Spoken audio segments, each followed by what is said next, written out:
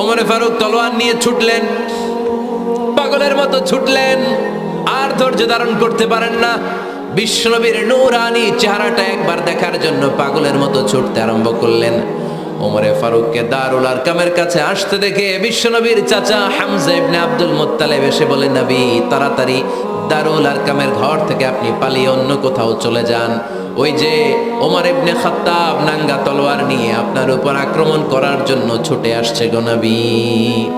বিষ্ণুই বললেন, ও আমার সাহাবারা, ও আমার চাচা হামজা, সবাই আপনারা সরে যান, ওমরে আসতে দেন, ওমরে বাধা দিয়েন না। কারণ কিছুদিন আগে তাহাজ্জুদের নামাজ পড়ে আমি আল্লাহর কাছে একটা বিশেষ দোয়া করেছি, আমার মন বলছে ওই দোয়াটা আল্লাহ কবুল করতে শুরু করেছে। ওমরে ফারুক চলে আসলেন, এসে কোনো কথা নাই, চিৎকার দিয়ে বললেন, আশহাদু আল্লা ইলাহা ইল্লাল্লাহ ওয়া আশহাদু আন্না মুহাম্মাদান আবদুহু ওয়া রাসূলুহু। আমি সাক্ষ্য দিলাম আল্লাহ এক, অদ্বিতীয়, আল্লাহ ছাড়া কোনো ইলাহা নাই, নিশ্চয় আপনি মুহাম্মদ আল্লাহর বান্দা এবং রাসূল। সুবহানাল্লাহ পড়েন। ওই শাহাদাতের জ্যোতি সাইয়েদনা ওমর ফারুকের হৃদয়টারে উজালা করে দিল। দুনিয়ার সব ভয়কে পেছনে ফেলে এক আল্লাহর ভয়কে অন্তরে ধারণ করে আওয়াজ করে পড়লেন, আশহাদু আল্লা ইলাহা ইল্লাল্লাহু ওয়াহদাহু লা শারীকা লাহু ওয়া আশহাদু আন্না মুহাম্মাদান আবদুহু ওয়া রাসূলুহু। পড়েন সুবহানাল্লাহ। এবার ওমরে ফারুক বিশ্বনবীরে প্রশ্ন করলেন, নবী আলাসনা আলাল হক, আমি প্রশ্ন করি উত্তর দেন, আমরা কি সত্যের উপর নাই? বিশ্বনবী বললেন, বালা ওমর, আমরা এই সত্যের উপরে আছি। আমাদের কোরআন কি সত্য নয়? বিশ্বনবী বললেন, কোরআনও সত্য। আমাদের রব আল্লাহ কি সত্য নন? বিশ্বনবী বললেন, সত্য। ওমরে ফারুক বললেন, তাহলে ফিমাল ইখতিফা, তাহলে লুকিয়ে লুকিয়ে আর গোপনে দাওয়াতি কাজ কেন? আপনি সত্য নবী, কোরআন সত্য কিতাব, আমার রব আল্লাহ সত্য, আর আমি ওমর কালিমা পড়ে মুসলমান হয়ে গিয়েছি, তাহলে ফিমাল ইখতিফা, আর লুকিয়ে লুকিয়ে কোরআনের দাওয়াত দিবেন কেন?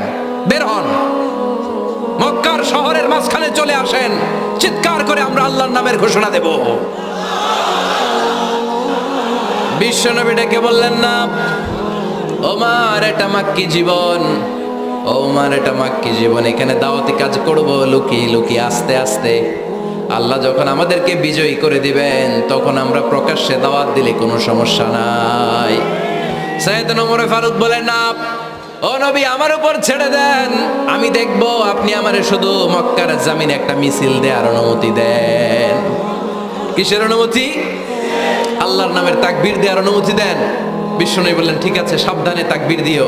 ওমর ফারুক সামনে দাঁড়িয়ে বললেন, মান আরাদা আন তাসকুলা উম্মু ইয়া জামা ওয়ালাদু তারমিলা যাওজাতুহু ফালিয়াসুদ্দানি। কে আছো? মান আরাদা আন তাসকুলা উম্মু, কে আছো মায়ের বুক খালি করতে চাও? ইয়া জামা ওয়ালাদু, কে আছো বাচ্চাগুলারে, সন্তানগুলারে ইতিম বানাতে চাও? তারমিলা যাওজাতুহু, কার এত বড় বুকের পাটা আছে দেখি, কে আছো স্ত্রীকে বিধবা বানাতে চাও? বুকের পাটা থাকলে আমি ওমরে থামাও, যদি সাহস থাকে আমি ওমরের মিছিল থামাও। ওমর ফারুক শুরু করলেন, আল্লাহু আকবার, আল্লাহু আকবার, আল্লাহু আকবার।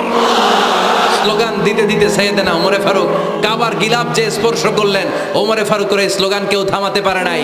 কিয়ামত পর্যন্ত এই আল্লাহর নামের স্লোগান কেউ থামাতে পারবে না। চিল্লায় বলো ঠিক কিনা? আজকে আমরা সাইয়েদনা ওমরে ফারুকের জীবনী থেকে কিছু শিক্ষা আমাদের নিজেদের জন্য নিয়ে আমরা বাড়িতে ফিরব। আল্লাহ তাআলা তিনটা ইমানি ধাক্কা ওনার হৃদয়ে দিয়ে ওনাকে ইসলামের জন্য কবুল করে নিয়েছেন। কয়টা ধাক্কা? এক নম্বর ধাক্কা হচ্ছে বিশ্বনবীর দোয়ার ধাক্কা। দোয়ার একটা ধাক্কা আছে না নাই? এটা বড় ধাক্কা, এটা ব্যালিস্টিক ক্ষেপণাস্ত্রের চেয়েও কড়া, মারাত্মক। মিসাইল হামলা করলে যেমনি লক্ষ্যবস্তু ভেদ করে, দোয়ার মতো দোয়া করলো, দোয়া যে লক্ষ্যবস্তুতে আঘাত হানে, ঠিক কিনা? বিশ্বনবী দোয়া করলেন, আল্লাহুম্মা আইজ্জাল ইসলাম বিহাব্বির রাজুলাইনি ইলাইক। আল্লাহ, এই মক্কার দুইজন লোকের একজনকে তুমি কালিমার সুশীতল ছায়াতলে এনে দাও। দুইজন লাগবে না, কয়জন লাগবে? একজন। কারণ যুগ জামানা পাল্টে দিতে চাই না অনেকজন, এক মানুষই আনতে পারে জাতির জাগরণ। এক মানুষই বিপদকালে বাঁচায় কাফেলায়, ক্ষুদ্র ডিঙ্গি বাঁচায় জাহাজ অসীম দরিয়ায়। এজন্য জামানা পাল্টে দিতে লাগে কয়জন? এজন্য বিশ্বনবী আল্লাহর কাছে দোয়া করলেন, আল্লাহ মক্কার দুজনের একজন, দুজন চাই না, দুজনের যে কোনো একজনকে কালিমার সুশীতল ছায়া তুলে এনে দাও। এক হলো ওমর ইবনুল খাত্তাব, হয়তো খাত্তাবের বেটা ওমরকে তুমি ইসলামের ভেতরে নিয়ে আসো, কিংবা আবি জাহাল ইবনে হিশাম, হিশামের বেটা আবু জাহেলকে তুমি মুসলমান বানায়া দাও। দুইজন চাইছেন নাকি একজন? হয় খাত্তাবের বেটা ওমর কিংবা হিশামের বেটা আবু জাহাল, দুজনের একজনকে আমার চাই। ওমরে ফারুকের জন্য দোয়াটা কবুল করে নিয়েছে কে? তাহাজ্জুদের নামাজ পড়ে বিশ্বনবী যখন দোয়া করলেন, এই দোয়া যে ওমরে ফারুকের হৃদয়ে একটা ধাক্কা মারল। সুবহানাল্লাহ পড়েন। বিশ্বনবী দোয়া করলেন, আল্লাহ ওই ওমরে ফারুককে আপনি এনে দেন, অথবা আবু জাহেলের মনটারে নরম করে দেন। ওমরে ফারুকের জন্য দোয়াটা কবুল করে নিল কে? এই দোয়ার একটা বরকত ওমরে ফারুকের হৃদয়ে ছুঁয়ে গেল। এক নাম্বার ধাক্কা। ধাক্কা সব একবারে দেওয়া যায় না, ধাক্কা একবারে দেওয়া যায়। প্রথম ধাক্কাটা গেল তিনি দোয়ার ধাক্কা। বিশ্বনবী দোয়া করলেন, ওই দোয়ায় ওমরে ফারুকের হৃদয়ে ছুঁয়ে গেল। এরপরে রব্বুল আলামিন ওমরে ফারুককে ধাক্কা মারলেন কোরআনের একটা সূরা দিয়ে। সূরাটার নাম হলো সূরাতুল হাক্কা। কি সূরা? আল হাক্কাতু মাল হাক্কা ওয়া মা আদরাকা মাল হাক্কা। সূরা হাক্কা দিয়ে আল্লাহ একটা ধাক্কা মারলেন। ওই যে দোয়া করলেন বিশ্বনবী, দোয়ার পর সাইয়েদনা ওমর ফারুকের হৃদয়ের মধ্যে উথাল পাথাল শুরু হয়ে গেল। সব সময় লুকিয়ে লুকিয়ে বিশ্বনবীরে ফলো করে। বিশ্বনবী ডানে গেলে ওমরে ফারুক ডানে যায়, বিশ্বনবী বায়ে গেলে ওমরে ফারুক বায়ে যায়। বিশ্বনবী রাত্রিবেলা নামাজ পড়লে ওমরে ফারুক পেছনে লুকিয়ে লুকিয়ে বিশ্বনবীর কোরআন শুনে। বিশ্বনবী মসজিদুল হারামের পাশে দাঁড়িয়ে রাতের এশার সালাত আদায় করছিলেন। ওই টাইমে বিশ্বনবী সূরাতুল হাক্কা তেলাওয়াত করছিলেন। কোন সূরা? সূরাতুল হাক্কা বিশ্বনবী তেলাওয়াত করেছেন। ওমরে ফারুক মন্ত্রমুগ্ধ হয়ে বিশ্বনবীর কণ্ঠের তেলাওয়াত শুনে। বিশ্বনবীর তেলাওয়াতের কণ্ঠ আমাদের কণ্ঠের মতো নাকি? বিশ্বনবীর কণ্ঠ কারি বাসাদের কণ্ঠের মতো? আহমদ বিন ইউসুফের কণ্ঠের মতো? আমার নবীর কণ্ঠের সুরের ঝংকারের সাথে পৃথিবীর কোন কারি সাহেবের তুলনা চলবে? কত মধুর, কত সুন্দর, কত অসাধারণ তেলাওয়াত করতেন আমার বিশ্বনবী। একবার তেলাওয়াত শুনলে পাগল না হয়ে কেউ থাকতে পারতো না। বিশ্বনবী ওমরে ফারুককে দেখেন নাই। ওমরে ফারুক লুকিয়ে লুকিয়ে বিশ্বনবীরে ফলো করে। বিশ্বনবী এশার সালাতে সূরা হাক্কা তেলাওয়াত করতে আরম্ভ করলেন। তেলাওয়াত করতে করতে করতে করতে বিশ্বনবী সামনের দিকে যেতে লাগলেন। বিশ্বনবীর চমৎকার কণ্ঠের তেলাওয়াত শুনে ওমরে ফারুক মুগ্ধ হতে লাগলো। ওমরে ফারুক অবাক, কিরে এত সুন্দর শব্দের গাঁথনি, এত সুন্দর বাক্য, এত সুন্দর অন্তমিল, এত সুন্দর কথা, এটা কবিতার মতো লাগে। মনে হয় মোহাম্মদ কবি হয়ে গেছে, কাব্য প্রতিভা দিয়ে নিজেই কবিতা বানাইছে। ওমরে ফারুক যখন মনে মনে ভাবলেন এগুলো মনে হয় মোহাম্মদ কবিতা পড়ে, মোহাম্মদ মনে হয় কবি হয়ে গিয়েছে। ইন দ্য মিন টাইম বিশ্বনবী তেলাওয়াত করছিলেন সূরা হাক্কা থেকে, ওয়ামা হুয়া বিকাউলি শাইরিন কলিলাম মা তুমিনুন। এই আয়াতের অর্থ হলো এটা কোনো কবির বানানো কবিতা নয়, তোমরা অল্প সংখ্যক লোকই এই কোরআনের উপরে ঈমান আনো। সুবহানাল্লাহ পড়ে। বিশ্বনবী ওমরে ফারুককে দেখছে নাকি? কথা কয় না, দেখেছে না? বিশ্বনবীর মতো তেলাওয়াত করে যাচ্ছে। ওমর ফারুক যখন মনে করলেন কিরে এই কথাগুলো এত সুন্দর, তেলাওয়াত করছিলেন, কোইন্সিডেন্টলি দৈবাত মিলে গিয়েছে। ওই আয়াতের অর্থ ছিল এটা কোনো কবির বানানো কবিতা না, খুব অল্প সংখ্যকই তোমরা ঈমান আনো। এবার তো ওমরে ফারুক আটকে উঠলেন, ঘটনা কি? আমি মনে মনে ভাবলাম মোহাম্মদ কবি, আর যেটা পড়তেছে এটা কবিতা, কিন্তু মোহাম্মদ আমার দেখেও নাই, কিন্তু বলতেছে এটা কবির বানানো কবিতা না। তাহলে মোহাম্মদ মনে হয় গণক হয়ে গেছে। কার মনে কি চলে না দেখেই বলতে পারে। নাউজুবিল্লাহ পড়বেন না? ওমর ফারুক এবার মনে মনে ভাবে মোহাম্মদ তাহলে কবি না, আগেরটা ভুল ধারণা আমি করেছি। মোহাম্মদ কবি নয়, মোহাম্মদ হলো গণক। আওয়াজ করে পড়েন না আউযু বিল্লাহ। মোহাম্মদ মানুষের মনে কি চলে গণনা করে সব টের পেয়ে যায়, সব বুঝতে পারে। বিশ্বনবী তখন যে আয়াতটা তেলাওয়াত করছিলেন সেটা হলো ওয়ালা বিকাউলি কাহিনিন কলিলাম মা তাযাক্কারুন। বিষ্ণুনবী তখন যে আয়াতটা তেলাওয়াত করছিলেন, এই আয়াতের অর্থ হলো এটা কোনো গণকের বানানো কথা নয়, খুব অল্প সংখ্যক লোকই তোমরা উপদেশ গ্রহণ করো। বিষ্ণুনবী ওমর ফারুককে দেখে না, কিন্তু মিলে যাচ্ছে। ওই আয়াতের পরের আয়াতটা ছিল এটা গণকের বানানো কোনো গণনা নয়, খুব অল্প সংখ্যকই তোমরা ঈমান আনো। এবার তো ওমর ফারুক বেহুশ। হায় হায়, প্রথমে ভাবলাম কবিতা, সে পড়ে যাচ্ছে না কবির বানানো কবিতা না। এরপর মনে মনে ভাবলাম মনে হয় গণক, সে বলে না এটা গণকের বানানো গণনা নয়। তাহলে এটা কি? এটা কি কি এটা কি পড়ে মুহাম্মদ, যার কণ্ঠের তেলাওয়াত শুনলে মানুষ পাগল হয়ে যায়। বিষ্ণুনবী তখন পড়তে আরম্ভ করলেন, তানজিলুম মির রাব্বিল আলামিন। এর মানে হলো এটা কবিতা না, এটা গণকের বানানো গণনা না, মানুষের বানানো কিচ্ছু না, এটা গোটা বিশ্বের রব আল্লাহ পাকের বাণী। সুবহানাল্লাহ পড়েন। এই 2 নাম্বার ডোজ পড়লো। প্রথম ডোজ পড়ছে দোয়ার ডোজ। প্রথম ডোজ কিসের? দোয়ার। 2 নাম্বার সূরা হাক্কা দিয়ে আল্লাহ দিলেন এক ধাক্কা। এই সূরা হাক্কার ওই ঘটনার পর ওমরে ফারুক তো পাগল পড়া।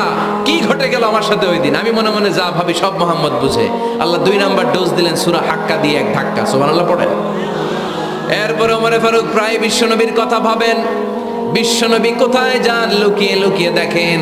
এবার রব্বুল আলামিন ভাবলেন এবার সূরা তাহা দিয়ে আমি 3 নাম্বার ডোজ দিয়ে দিব। পড়েন সুবহানাল্লাহ। এবার 3 নাম্বার ডোজ পাবেন, কিন্তু শয়তান ওয়াসওয়াসা দিচ্ছে, ওমরে ফারুক যাও, মক্কায় ঘোষণা হয়েছে মুহাম্মদের কল্লা এনে দিতে পারলে এত এত স্বর্ণ মুদ্রা। শয়তানের ওয়াসওয়াসায় আবার ভুল পথে হাঁটতে লাগলেন সাইয়েদনা ওমর। নাঙ্গা তরবার নিয়ে বিশ্বনবীর মাথা কাটার জন্য বের হয়ে গেলেন। বনু জাহারা গোত্রের একটা লোক বলে, ওমর তুমি কোথায় যাও? ওমরে ফারুক বলেন, মুহাম্মাদের কল্লা কাটার জন্য যাচ্ছি। পড়েন নাউজুবিল্লাহ। আবু জাহারা গোত্রের লোক বলে তুমি মুহাম্মাদের কল্লা কাটতে যাও? আরে তোমার বোন ফাতেমা বিনতে খাত্তাব আর তোমার বোনের জামাই সাঈদ, এরা তো দুজন কালিমা পড়ে মুসলমান হয়ে গেছে। আরে মুহাম্মাদের কল্লা পরে কাটো, আগে ঘর সামলাও। যে ওমর, আগে ঘর সামলাও, পরে তুমি মুহাম্মাদের কল্লা কাটতে যেও। ওমরে ফারুক রেগে গেলেন, রাস্তা ঘুরিয়ে বাড়ির দিকে চলতে আরম্ভ করলেন। রাগে তিনি গড়গড় করছেন। ওমরে ফারুকের বোন ফাতেমা বিনতে খাত্তাব, বোনের জামাই সাঈদ, তাদের 2 জনকে খাব্বাব রাদিয়াল্লাহু তাআলা আনহু সূরা তাহা ঘরের ভিতরে তেলাওয়াত করে শোনাচ্ছিল। পড়েন সুবহানাল্লাহ। সূরা তাহা দিয়ে আল্লাহ একটু পরে ধাক্কা মারবে আরেকটা। ওমরে ফারুক যখন আসলেন, ওমরে ফারুকের আওয়াজ শুনে খাব্বাব রাদিয়াল্লাহু তাআলা আনহু লুকিয়ে গেলেন। ওমরে ফারুক দরজার মধ্যে কড়া নাড়লেন। বোন বলে, কে তুমি? সাইয়েদনা ওমর বললেন, আমি ওমর। খুলে দেওয়া হলো। ঘরের ভেতরে ঢুকেই কথা নাই বার্তা নাই, নিজের আপন বোনকে মারতে শুরু করলো ওমর। বোন জামাইকে আঘাত করতে শুরু করলো। মারতে মারতে নিজের কলিজার টুকরা বোনকে, বোনের জামাইকে সাইয়েদনা ওমরে ফারুক পিটাতে পিটাতে রক্তাক্ত করে ফেললেন। গা দিয়ে ফিনকি বের হয়ে যখন রক্ত বের হয়, সাইয়েদনা ওমরে ফারুকের দিলের মধ্যে মায়া তৈরি হয়ে যায়। সাইয়েদনা ওমরে ফারুক বললেন, আমার কলিজার টুকরা বোন আর বোন জামাই, তোরা কেন মুহাম্মাদের কথায় পাগল হলি? বুঝলাম না কেন মক্কার লোকগুলো পাগল পড়া হয়ে সব মুহাম্মাদের দলে চলে যায়। কি এমন কথা মুহাম্মদ তোদের শোনায়, কি এমন বাণী তোদের শোনায় যে বাণী শুনে সব তোরা মুহাম্মাদের দলে চলে গেলি?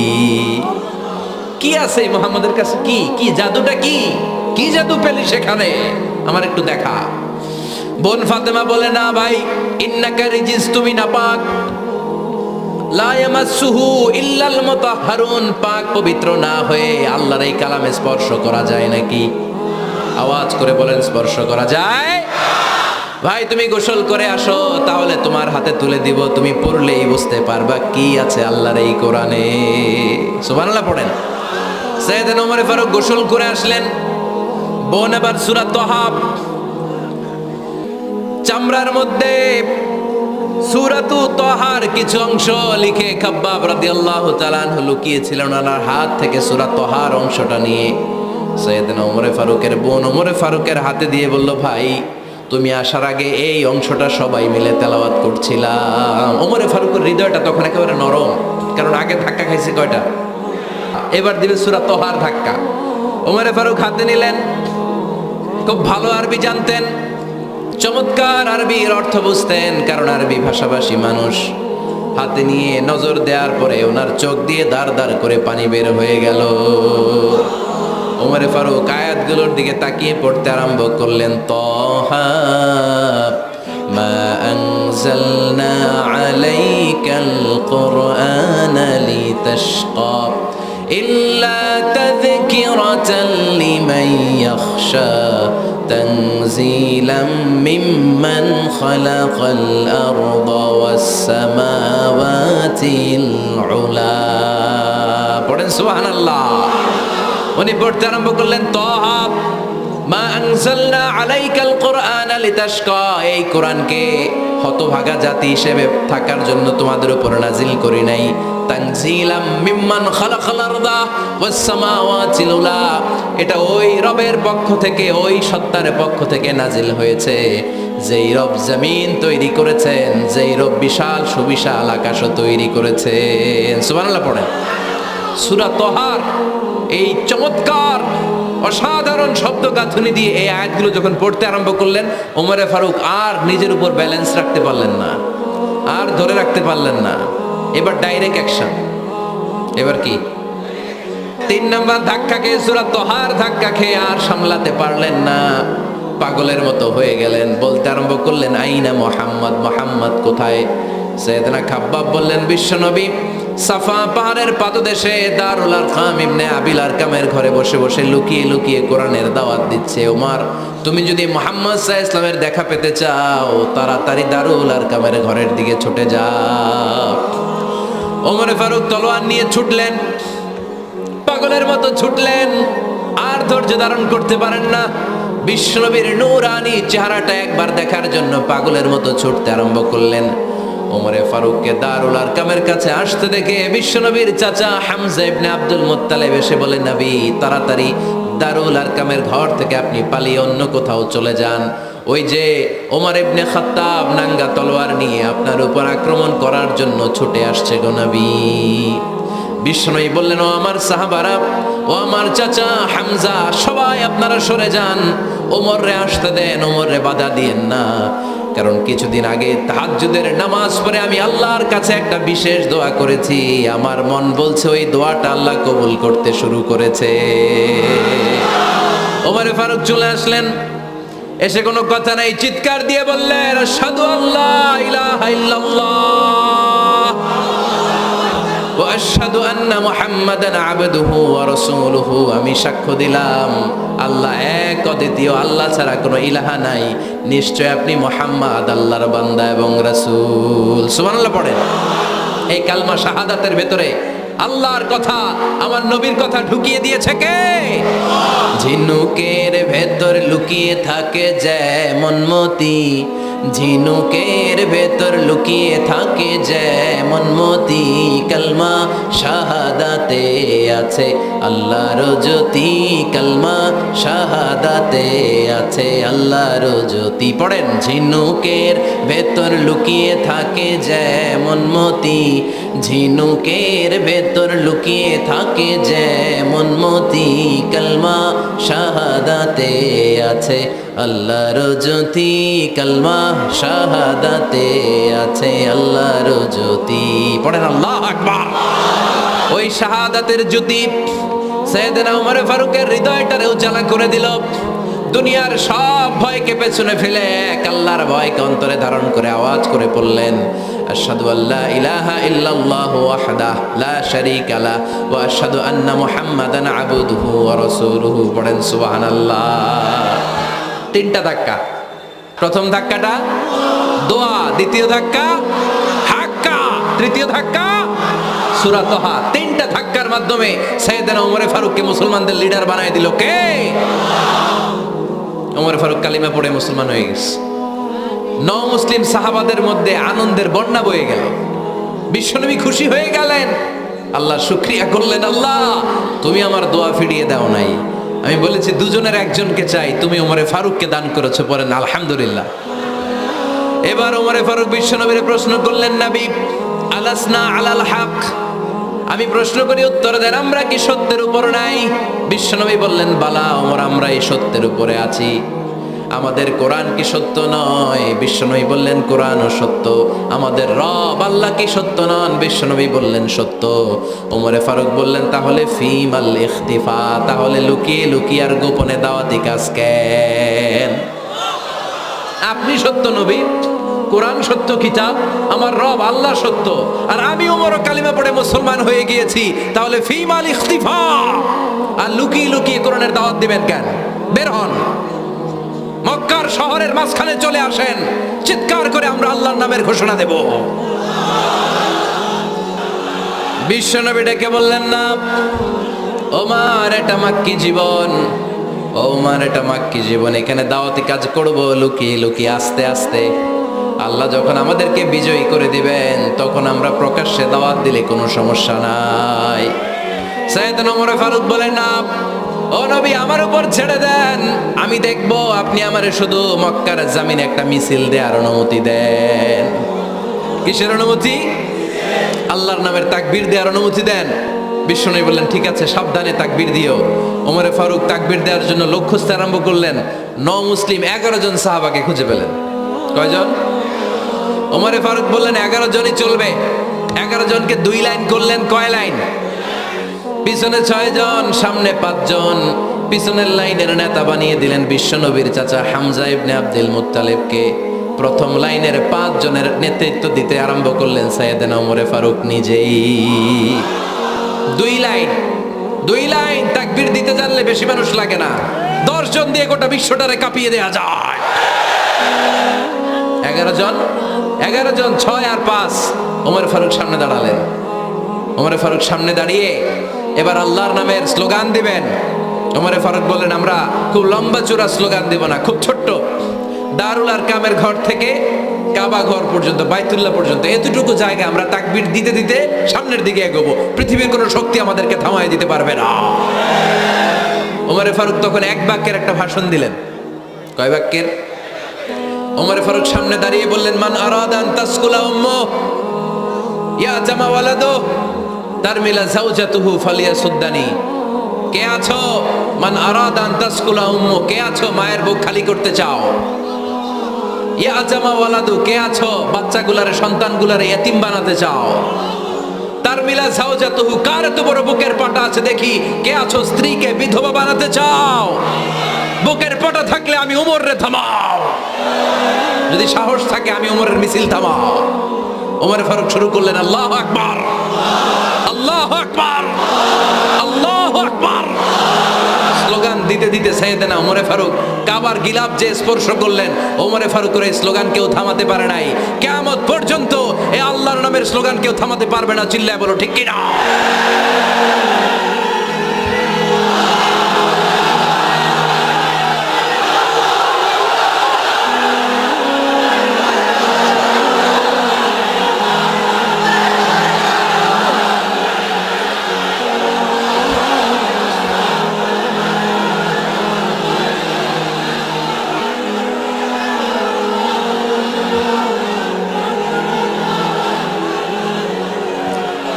ওমর ফারুকের স্লোগান সেদিন মক্কায় কেউ থামাইতে পারছিল? আওয়াজ করে বলতে পারছিল? এখনো আল্লাহর নামের স্লোগান কেউ থামাই দিতে পারবে? কিয়ামত পর্যন্ত আমার রবের স্লোগান কেউ থামাতে পারবে? পারবে না। ওমর ফারুক স্লোগান দিলেন। আবু জাহেল, উতবা, শাইবা, ওয়ালিদ ইবনে মুগীরা আল্লাহু আকবার ধ্বনি শুনে বাইরে আসছে। কিরে এত বড় স্লোগান, আমাদের কাছ থেকে পারমিশন নেয় নাই, অনুমতি নেয় নাই। অনুমতি নেওয়া ছাড়াই স্লোগান শুরু। বের হয়ে দেখে মিছিলের সামনে ওমর। ওমরে ফারুককে দেখে আবু জাহেল দিছে এক দৌড়, উতবা দিছে আরেক দৌড়, সাইবা দিছে বহু দৌড়। সুবহানাল্লাহ পড়বেন না? এজন্য ওমর বেশি লাগে না, ওমর লাগে একজন। চিল্লায় বলতে হবে ওমরে ফারুক লাগে কয়জন? একজন। ওমরই গোটা বিশ্বের চেহারা পাল্টে দিতে সক্ষম। চিল্লায় বলেন ঠিক কিনা? গোটা বিশ্বে মুসলমানদের আছে করুণ অবস্থা। আমাদের কোনো সেন্ট্রাল লিডারশিপ নাই। আমাদের মুসলিম দেশগুলোরে এক করে রাখবে, ভাইয়ের ভাইয়ের মতো রাখবে, আমাদের স্বার্থ নিয়ে কথা বলবে, এরকম নেতা আমাদের নাই। ঠিক কিনা? আমরা সেই ওমরে ফারুকের অপেক্ষায়, আমরা সেই ইমাম আল মাহাদির অপেক্ষায়, যার একটা হুঙ্কারের আহ্বানে গোটা বিশ্বের সব মুসলমান এক প্ল্যাটফর্মে চলে আসবে। ওইরকম নেতা একজন লাগবে। কয়জন? গোটা মুসলিম উম্মাহকে একত্রিত করার জন্য একজন উমরই যথেষ্ট, ঠিক কি না? আবার বিশ্বনবী বলছেন লা নাবিয়্যা বা'দি ওয়ালা রাসূলা, আমার পরে কোনো নবী নাই, আমার পরে কোনো রাসূল নাই। তবে লাউ কানা বা'দি নাবিয়্যুন লাকানা উমর, আমি নবীর পরে যদি নবী হওয়ার যোগ্যতা কারো থাকে, আমার উমরের মধ্যে সেই যোগ্যতা আল্লাহ দিয়েছে। প্রভু তুমি বলেছো রাসূল দেবে না, বলনি দেবে না ওমর, বলনি দেবে না হামজা তারিক, খালিদ বিজয় সমর। প্রভু তুমি বলেছো রাসূল দেবে না, বলনি দেবে না ওমর, বলনি দেবে না হামজা তারিক, খালিদ বিজয় সমর। প্রভু তুমি বলেছো রাসূল দেবে না। আল্লাহু আকবার। একটা ওমর দরকার। কয়জন দরকার? কয়জন দরকার? এই পুরা উম্মাহ, মুসলিম উম্মার মধ্যে ওনার পজিশন নাম্বার 3।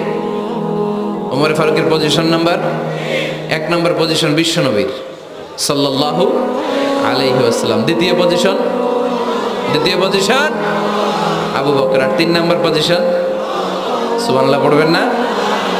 আশারাতুল মুবাশশিরিনা বিল জান্নাহ, জান্নাতের সুসংবাদ প্রাপ্ত অনেক সাহাবার কথা হাদিসে পাওয়া যায়, কিন্তু এক হাদিসে আল্লাহ রাসূল সাল্লাল্লাহু আলাইহি ওয়াসাল্লাম 10 জন সাহাবীর কথা বলেছেন। ওই 10 জনের ভেতরে সাইয়েদনা ওমর ফারুক আছে না নাই? আবার ওমর ফারুক ছিলেন বিশ্বনবীর শ্বশুর। সাইয়েদনা ওমর ফারুকের কন্যা হাফসা রাদিয়াল্লাহু তাআলা আনহাকে বিশ্বনবী বিয়ে করে ওমর ফারুকের জামাই হয়েছে, আর ওমর ফারুককে বিশ্বনবী শ্বশুর বানিয়েছেন। সুবহানাল্লাহ পড়েন। আগে জানতেন এটা? ওমর ফারুক রাদিয়াল্লাহু তাআলা আনহু যে বিশ্বনবীর শ্বশুর ছিল, এটা আজকে প্রথম জানলেন। কে কে দেখি?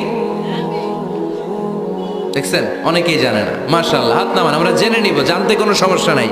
4 জন খলিফার 2 জন হচ্ছে বিশ্বনবীর মেয়ের জামাই, বাকি 2 জন হচ্ছে বিশ্বনবীর শ্বশুর।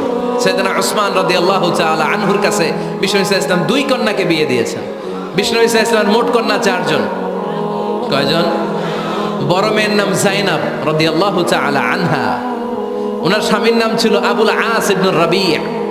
তারপরের মেয়ের নাম হচ্ছে উম্মে কুলসুম, ওনাকে বিয়ে দিয়েছিলেন বিশ্বনবী সাইয়েদনা ওসমান রাদিয়াল্লাহু তাআলা আনহুর সাথে। উম্মে কুলসুম রাদিয়াল্লাহু তাআলা আনহার ইন্তেকালের পরে আরেক মেয়ে রুকাইয়াকে বিশ্বনবী সাইয়েদনা ওসমানের কাছে আবার বিয়ে দিয়ে দিলেন। সুবহানাল্লাহ পড়েন। আর সবচেয়ে ছোট্ট কন্যা ফাতেমা রাদিয়াল্লাহু তাআলা আনহাকে বিয়ে দিয়ে দিলেন নিজের চাচাতো ভাই সাইয়েদনা আলী রাদিয়াল্লাহু তাআলা আনহুর সাথে। তার মানে সাইয়েদনা ওসমান আর সাইয়েদনা আলী ছিল বিশ্বনবীর মেয়ের জামাই, ঠিক কিনা? আর সাইয়েদনা আবু বকর রাদিয়াল্লাহু তাআলা আনহুর কন্যা আয়েশা রাদিয়াল্লাহু তাআলা আনহাকে বিশ্বনবী বিয়ে করে আবু বকর রাদিয়াল্লাহু তাআলা আনহুকে বানালেন শ্বশুর। আর ওমরে ফারুকের কন্যা হাফসা রাদিয়াল্লাহু তাআলা আনহাকে বিয়ে করে ওমরে ফারুককেও বানালেন শ্বশুর। তাহলে 4 খলিফার 2 জন জামাই। 2 জন?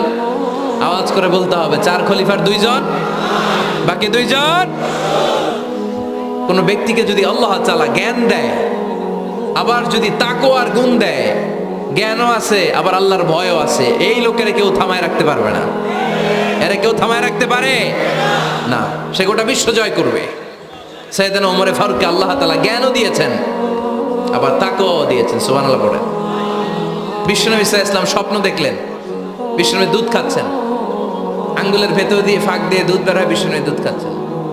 খেতে খেতে একটু দুধ আঙ্গুলে লেগে আছে, এই আঙ্গুলটা কারো মুখে না দিয়ে বিশ্বনবী সাল্লাল্লাহু আলাইহি ওয়াসাল্লাম ওমর ফারুকের মুখের ভিতরে ঢুকাই দিলেন। অতিরিক্ত দুধটা ওমর ফারুক খেলেন।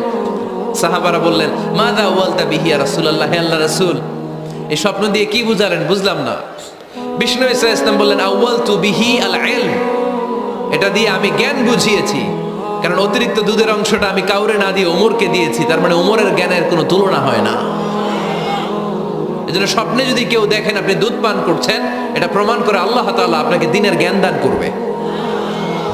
আবার বিশ্বনবী সাল্লাল্লাহু আলাইহি ওয়াসাল্লাম আবার আর এক রাতে স্বপ্ন দেখলেন, সাহাবারা লাইন ধরে বিশ্বনবীর সামনে দাঁড়ানো, কোন সাহাবার জামা নাভি পর্যন্ত, কোন সাহাবার জামা হাঁটু পর্যন্ত, কোন সাহাবার জামা টাকনু পর্যন্ত, কোন সাহাবার জামা আরো ছোট, কিন্তু ওমরে ফারুকের জামা বিশ্বনবী দেখলেন এত বড়, টেনে হিচড়ে হিচড়ে বিশ্বনবীর সাথে চলছে।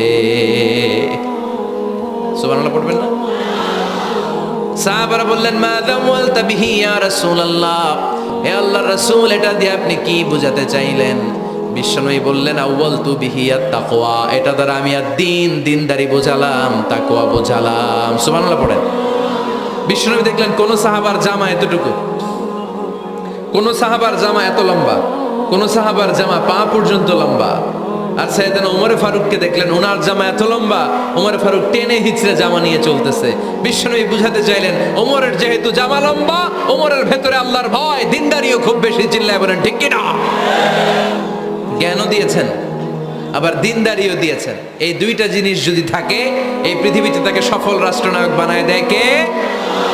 আবার এই পৃথিবীর বুকে যত নারীরা জান্নাতে যাবে সব নারীদের সর্দারিনী হবে সাইয়্যিদাতুনা ফাতিমা রাদিয়াল্লাহু তাআলা আনহা। এই দুনিয়াতে যত যুবকরা জান্নাতে যাবে তাদের সর্দার হবে সাইয়েদনা হাসান আর হুসাইন রাদিয়াল্লাহু তাআলা আনহুমা। আর এই দুনিয়ার বুকে যত বয়স্ক মানুষেরা জান্নাতে ঢুকবে তাদের নেতৃত্ব দিবেন সাইয়েদনা আবু বকর আর সাইয়েদনা ওমর। আর নারীরা যারা জান্নাতে প্রবেশ করবে এই নারীদের নেতৃত্ব দিবে বিশ্বনবীর কলিজার টুকরা নয়নের বুটুলি সাইয়্যিদাতুনা ফাতিমা রাদিয়াল্লাহু তাআলা আনহা। সুবহানাল্লাহ পড়বেন না? Omar Farooq the superhero of Muslim উম্মাহ। আমরা কাদেরকে সুপার হিরো বানায় রাখছি আমরা জানি না। এই নায়ক নায়িকা গায়ক গায়িকা মডেলরা চোখ ধাঁধানো গ্ল্যামার নিয়ে যারা চলে এরা আমাদের মডেল নয়। আমাদের মডেল সাইয়েদনা ওমর ফারুক। ঠিক কিনা? ঠিক কিনা? ওমর ফারুক মসজিদে নববীর খতিব খুতবা দিচ্ছেন। খুতবার মাঝখানে হঠাৎ চিৎকার মেরে বললেন ইয়া সারিয়াত ইবনে জানিমিল জাবাল, ইয়া সারিয়াত ইবনে জানিমিল জাবাল, ইয়া সারিয়াত ইবনে জানিমিল জাবাল। মানে এই সারিয়া এইদিকে না, জাবাল পাহাড়ের দিকে, জাবাল জাবাল গো টু দা মাউন্টেন, পাহাড়ের দিকে যাও। এই কথা বলে আবার থেমে খুতবা দেওয়া শুরু করলেন। সাহাবারা আগামাথা কিছুই খুঁজে পেল না। আগের কথার সাথেও মিল নাই, পরের কথার সাথেও মিল নাই। জুমার নামাজ শেষ। সাহাবারা বললেন আমির আল মুমিনিন খলিফাতুল মুসলিমিন ওমর ফারুক জুমার খুতবা দেওয়ার সময় হঠাৎ চিৎকার মেরে বললেন ইয়া সারিয়াত ইবনে জানিমিল জাবাল। আপনার এই বাক্যের সাথে আপনার খুতবার আগের কথার কোনো মিল পেলাম না, পরের কথারও কোনো মিল পেলাম না। আপনি বুঝিয়ে বলেন কেন বলেছেন, আমরা তো বুঝলাম না। সাইয়েদনা ওমর ফারুক বলেন আমি যখন জুমার খুতবা দিচ্ছি হঠাৎ আমার চোখের মধ্যে ভেসে উঠলো ওই যে গত কয়েক মাস আগে আমি আমার মুসলিম সেনাপতিকে ইরানে পারস্যে ওই ইরানের বিশাল রাজ্যে যুদ্ধের জন্য পাঠিয়েছি। আমি দেখলাম যুদ্ধের একটা ভয়ঙ্কর মুহূর্তে আমার মুসলিম সেনাপতি ভুল দিকে চলতে আরম্ভ করেছে। বাম দিকে তার পাহাড়, ডান দিকে উপত্যকা। ডান দিকে যদি সে চলে যায়, উপত্যকায় চলে যায়, শত্রু বাহিনীর হাতে ধরা খেয়ে সব মারা যাবে। আর আমার সেনাপতি যদি মুসলিম বাহিনীকে নিয়ে পাহাড়ের উপর উঠে যায়, আল্লাহর মেহেরবানিতে এই যুদ্ধেও তারা জয়লাভ করবে। এজন্য আমি মসজিদের মিম্বারে দাঁড়িয়ে রব্বুল আলামিন আমার চোখের সামনে ওই যুদ্ধক্ষেত্রের দৃশ্যপটটা তুলে ধরেছে, ওইটা দেখে আমি এখানে দাঁড়িয়ে আমার সেনাপতিকে কমান্ড দিয়েছি। পড়েন সুবহানাল্লাহ। যেন তেন মানুষ না এটা।